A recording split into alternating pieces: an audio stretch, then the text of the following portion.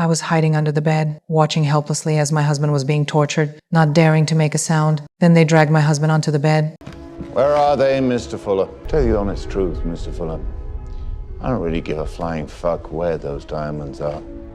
What I'm really interested in is the little electronic device that was stored with them.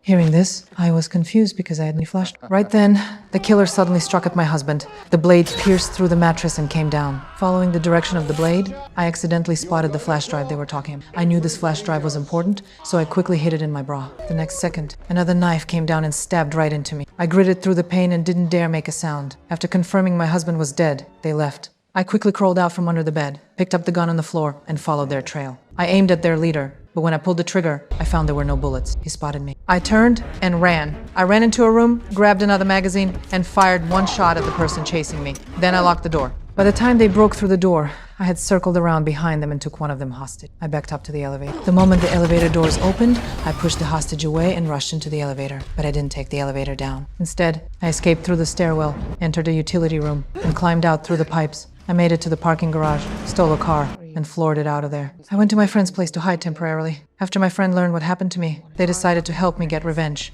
We went to the hotel where my husband and I had been staying. Right then, we saw them transferring the body. To find their hideout, I followed the vehicle. Once we arrived, I took hostage that same person from before. Through him, I contacted the leader. Give me back my diamonds. Yeah, except they're not actually yours, are they? I'll trade you this piece of shit for my diamonds. Otherwise, his head whistles. It will not. I'm afraid the only deal I'm going to be doing is for the drive. And we all skip away happy. I don't negotiate. Offers on the table, you have 5 seconds. While I was on the phone with him, he arrived at the scene. Fortunately, I shot the hostage first, then quickly escaped. The leader knew I was still there. He went to the top floor of the warehouse, trying to draw me out. I saw through his plan and quietly circled around behind. Is this face-to-face enough for you?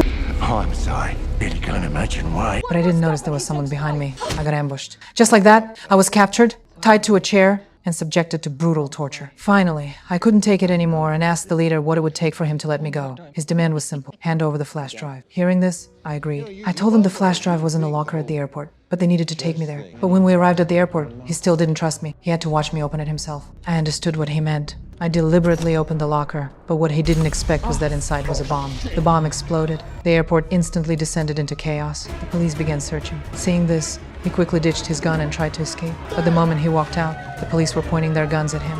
Get down on the ground! Then I walked up to him and told him the flash drive had actually been on his tie the whole time. Kind of like your tie.